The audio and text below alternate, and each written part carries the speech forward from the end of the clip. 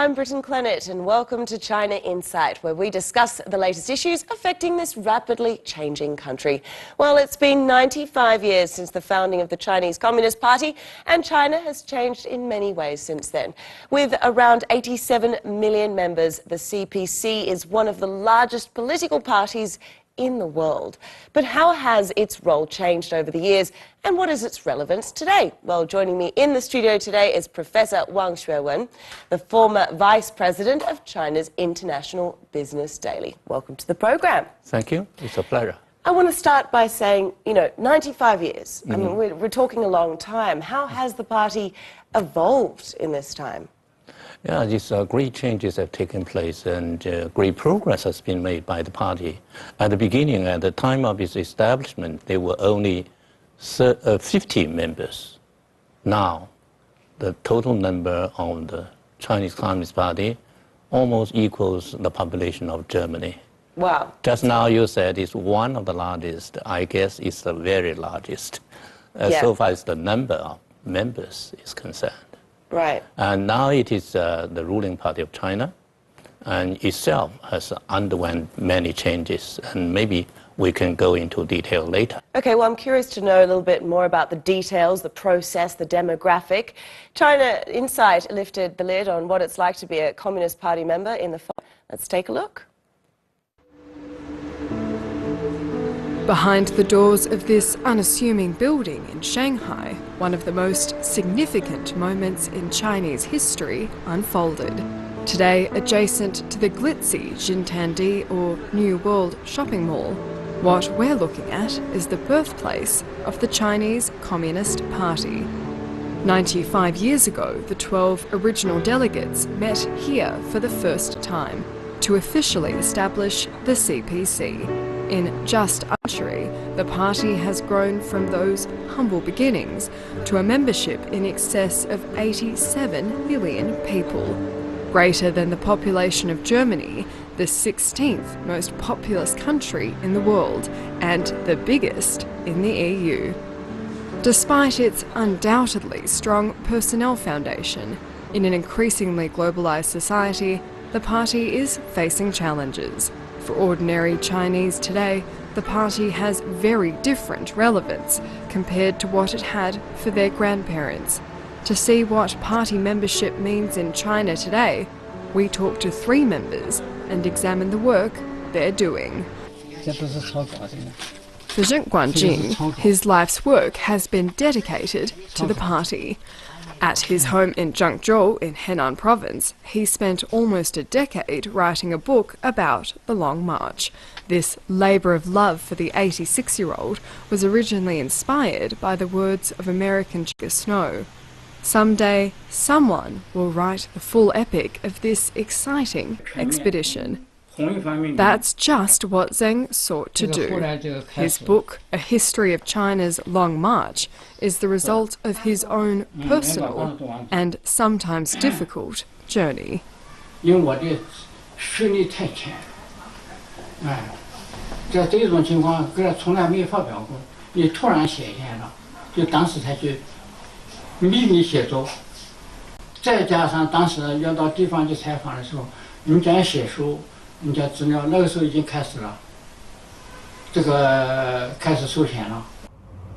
This year marks the 80th anniversary of the end of the Red Army's celebrated Long March. Of the estimated 80,000 troops who started out, many died or were lost during the arduous 12,500-kilometre trek, which took them across 24 rivers and 18 mountain ranges. The roughly 8,000 who made it to the end of the Long March laid an important foundation for the communist victory in the Civil War.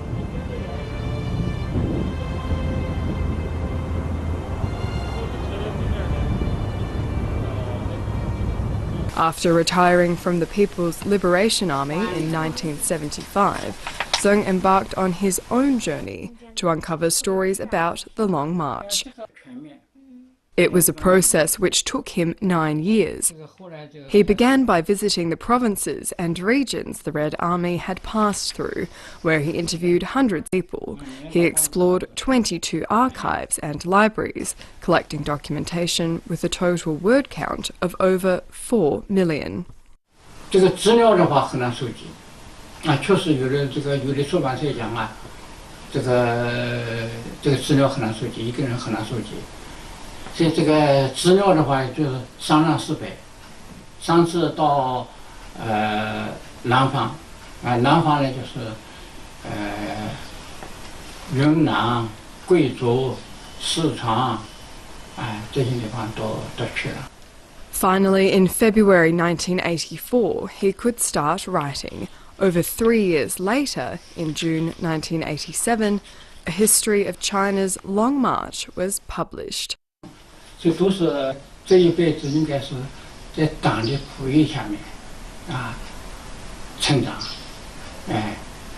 如果没有这个共产党，没有毛泽东，从旧社会一个穷苦的孩子，还是在农村里面，还是当小偷，是吧？所以感觉到这个新旧社会两重天，只有从那个社会过来的，在今天我们的幸福生活。 In the new society, the Communist Party is playing a role in wealth creation, evident when we look at private companies like this shoe factory in Guangdong province. Private enterprise has become the driving force behind China's economic growth, and in the past few years in particular, an increasing number of party members of these companies have been playing a more influential role. Liu Shuyan is the technical director at this shoe manufacturer. A university graduate, he joined the company at 12. He was appointed to lead a team tasked with solving certain technical difficulties and improving general efficiency.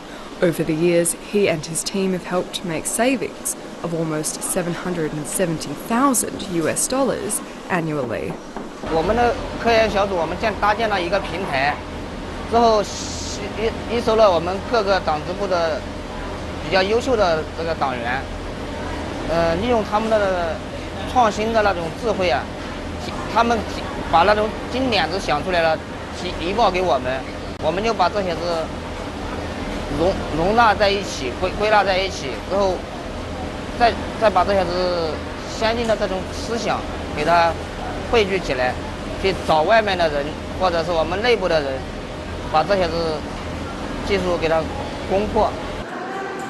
It wasn't until 2012 that the company had its own party organisation.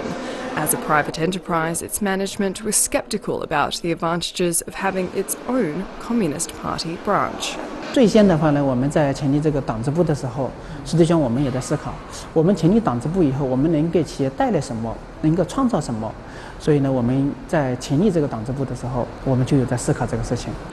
Liu Yikong is the secretary of the company's party branch. He says that the number of party members has grown from 18 to 86 over the past 4 years.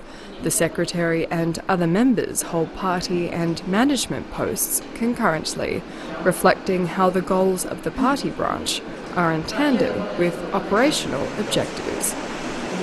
那个时候，我们公司的这个员工的离职率是22%左右。那通过我们党支部和人力资源部、后勤部一起共同努力，让员工的这个离职率明显的有下降，从22%下降到12%，将近10个点。就是我们党员和我们的职能部门的这个主管一起到员工宿舍去做访谈、做调研、做了解。 The party branch also organises cultural activities for employees. In this and other ways, it hopes to create a sense of community. Nationally, statistics show that in China, of more than 2.9 million non-public enterprises in 2015, over 53% had party organisations. Private companies now contribute over 60% to China's GDP.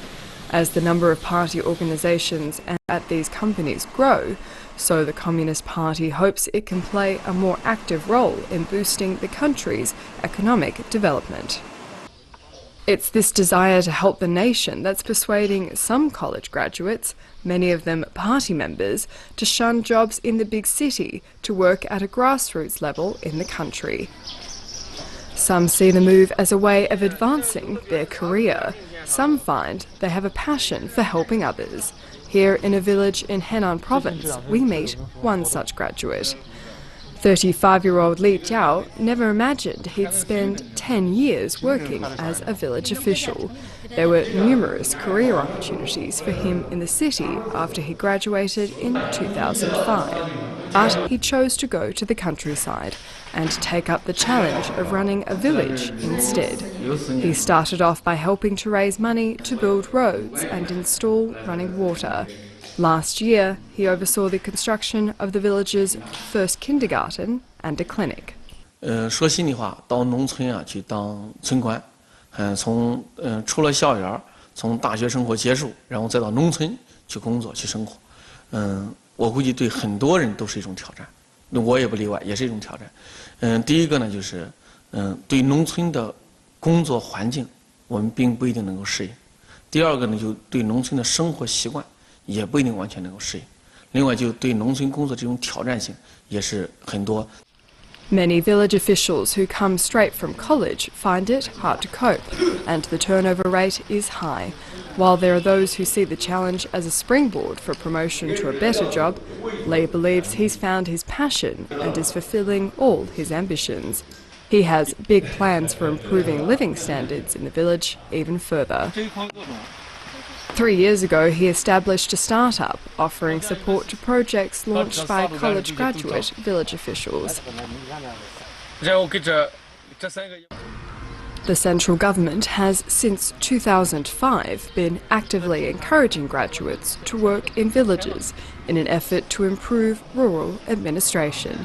Now, nationwide, an estimated 220,000 college graduates are serving as village officials. Li Jiao sees it as an important part of his duty to the Communist Party to devote his working life to improving living conditions in his rural community. 当时我选择这条路就是农村，如果都选择到城市，那么农村该怎么办？我们中国毕竟大多数还是农民。 8亿多的农民占有率，那么农村如果得不到富裕，这个国家怎么富裕？如果农村它做不强、做不好，我们这个国家怎么样来强大？所以说，就是我选择到农村，是想把农村的点点滴滴，然后作为我人生奋斗的一个方向。 While Chinese society has changed dramatically since the founding of the Communist Party 95 years ago, so has the role of the party in everyday life. The consistent challenge faced by the party and its members is to adapt, remain relevant, and make a significant contribution to improving life for ordinary people. It seems that, you know, from the clip, we can see that there's three very different perspectives, you know, on what it's like to be a party member. Why do you think that is? Because different people have different ideas. Now, different party members working at different positions may have different approaches. That's the reason. And I think it's a sign of progress. And China is becoming more pluralistic and more diversified. And people may have different opinions towards all kinds of things. But as party members, they should regard the party as the vanguard of all the Chinese people. Before, according to the party constitution, the Chinese Communist Party is the vanguard of the Chinese proletariat. Now, a great change. The vanguard of all the Chinese people. That shows a lot. Before the reform and opening up, the Chinese Communist Party under Mao Zedong took class struggle as the key link. But opening up, we take economics construction as the central task of the party. That's a big change. So that kind of brings me into my next question. Is the party relevant today? How has its relevance changed? Yes, very relevant, because first of all, it's the ruling party of China.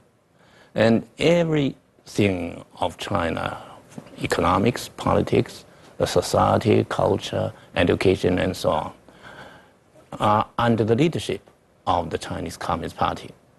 And the Chinese Communist Party is also making efforts to improve itself all the time. And personally, I feel the progress, I feel the change. For instance, in the party democracy has been greatly improved.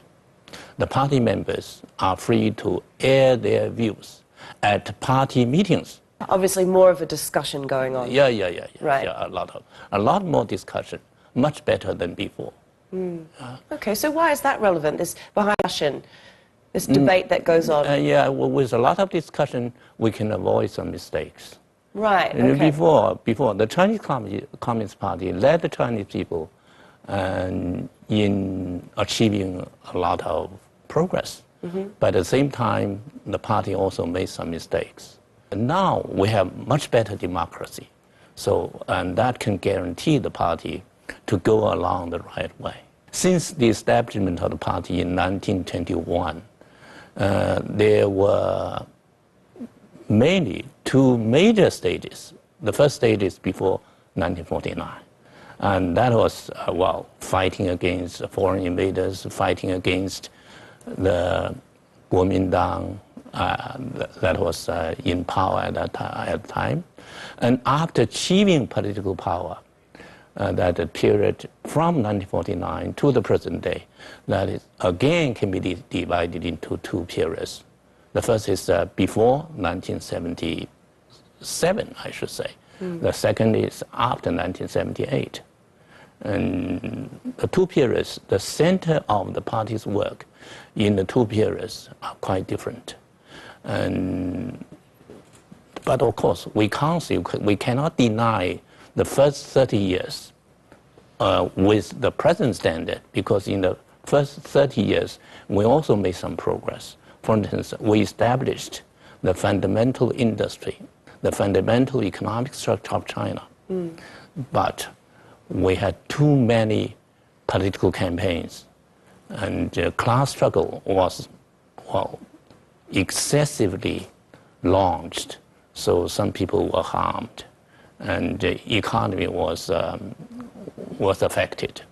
But in the latter part of the over 30 years, China has now become the second largest economy. That's the credit of the Chinese Communist Party. Right now, as far as I see it, no other political force in China can take the place of the Chinese Communist Party. I just wonder, yes, we have seen this remarkable, economic growth in China over the years.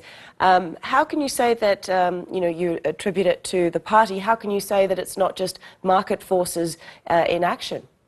And I think that the policy, the economic policy of the Chinese Communist Party derives from the market situation. Because the Chinese Communist Party made a point of relying on market forces. Right. We are trying to follow a market economy. But so far as I see, in no market is allowed to play its role independently, completely independently. Even in the United States, the government will also make some intervention from time to time. Maybe the Chinese government made a little bit more intervention, but sometimes I think it's necessary. For instance, to better, I think the purpose is to better adapt the country to the market situation, to the world economic situation. There is no contradiction. The economic policy of the party and the market forces, I think work together and to make course, China... The global market forces, like you just mentioned, and the party, I think it's interesting to see the party's role, as a global player now, whereas before it perhaps had played more of a domestic role. Yes. You might correct me in You saying. see, internationally, there was also a change in the party's view of the world situation. Before we say the theme of the world is revolution and war. I mean, before 1977. Now we see the theme of the theme of the world is peace and development. That's a great change. So now we make efforts to maintain peace in the world so as to guarantee development. That's quite different from before. Before, we support revolution of other countries, and we are always making preparations against possible wars. That, in a sense, to some extent, affected our attention to economic construction.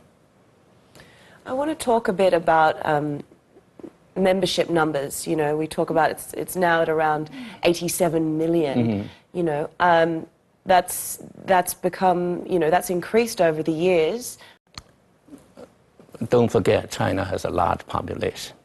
Though we have, well, the enrollment into the Chinese Communist Party is very big, still is constitute only, well, less than, I think about 15% or just about that. About one That's every 50. One reason. Another reason is that since the Chinese Communist Party is the ruling party, it has the ruling position in China, many people, of course, they want to join the party. And the party is very influential. And historically, it has been a way for young people, for celebrated young people to become a party member. How important is it that these numbers grow, that membership grows? You know, is the influence in the numbers? Well, the growth in numbers of membership, well, has some role to play, but that's not the most important thing. By far not the most important thing. I think the party has now realized that. So in recent years, we have controlled the progress of enrollment. The number doesn't count. At least it's not the most important factor. The most important is the quality of the members, the structure of the members, rather than the number of the members.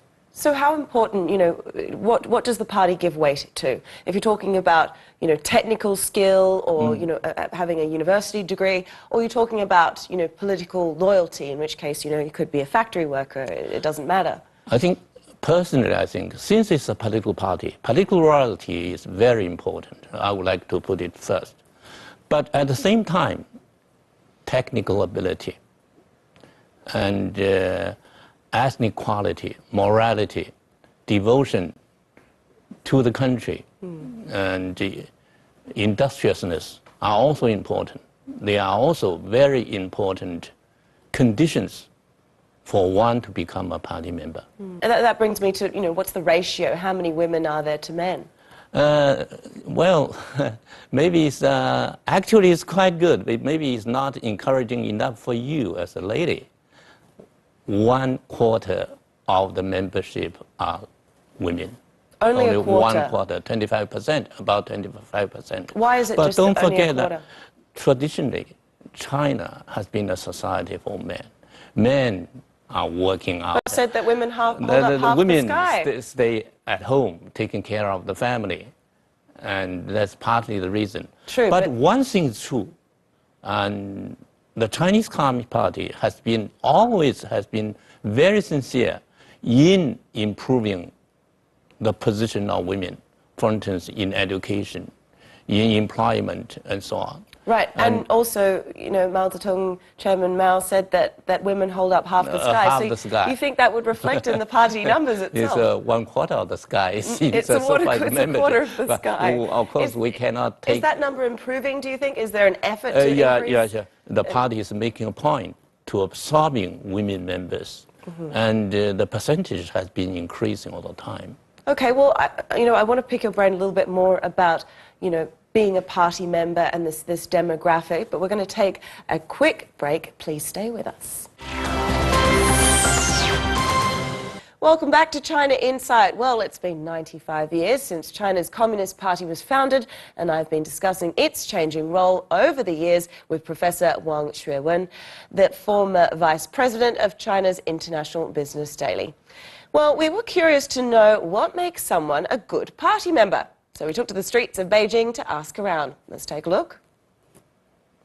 优秀的共产党员就应该是雷锋这样的，我觉得就是毫不利己专门利人。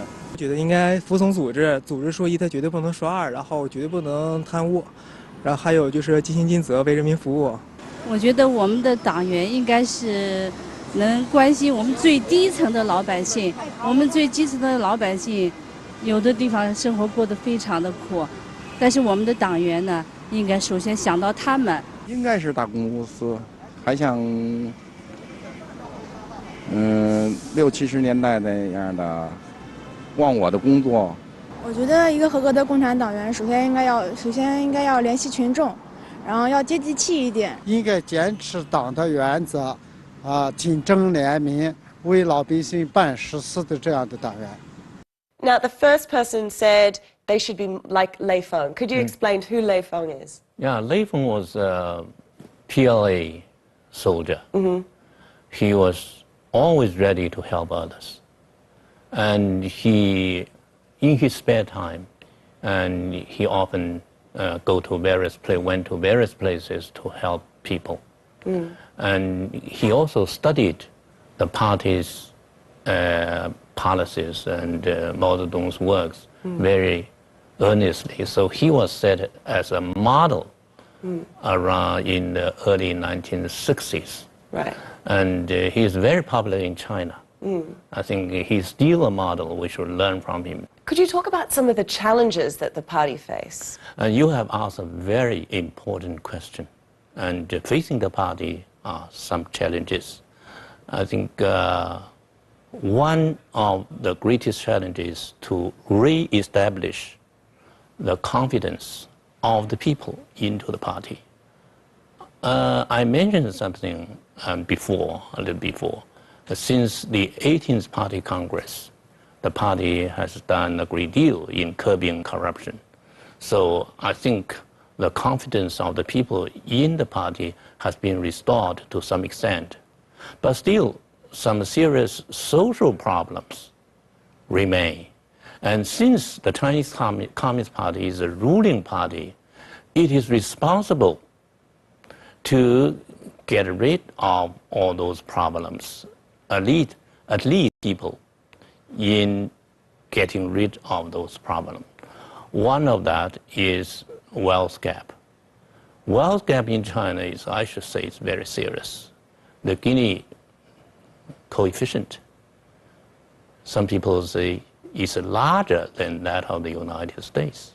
We must take measures to achieve social fairness, because that is important. That is the objective of the Chinese Communist Party. So we still have a long way to go in that. But that's one of the challenges. And the other challenge is corruption. Things we have seen improvement. And social atmosphere, the culture for the mutual trust among the people. Interesting. Well, thank you very much for shedding some light on the process, what it means to be a party member and the party's relevance today, and for coming on the program. Thank you. It's a pleasure of mine. If you have any comments or questions, email us at chinainsight@cctv.com, or you can find us on Facebook, Weibo and WeChat.